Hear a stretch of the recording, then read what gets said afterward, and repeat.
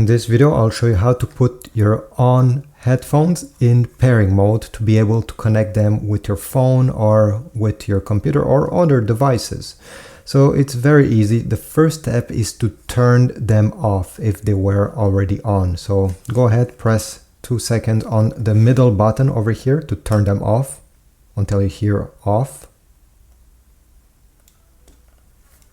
Okay, I heard powered off. To put them in pairing mode, once they're turned off, we'll need to keep press this power button during around 5 seconds until we hear pairing mode and until you see this LED over here flashing red and blue one after another quickly. All right, so let's do it. I'm keeping press this power button.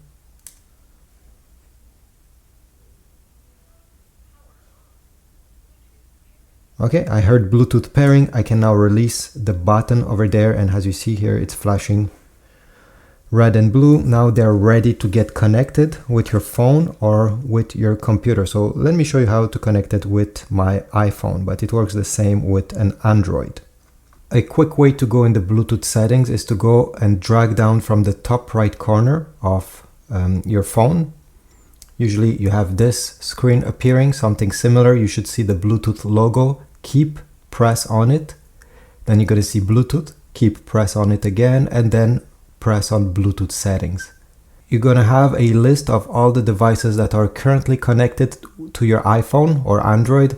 And at the end, you're going to see the Onn wireless headphones appearing. On Android, you may have a button over here saying add device. Tap on your Onn headphones, and usually after a few seconds, over here you see they're now connected to your phone. So you can start using them right away.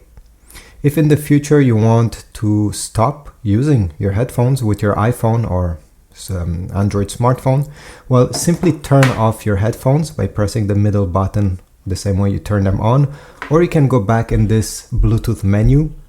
Tap on your headphones on the eye icon you see over here, and then select disconnect.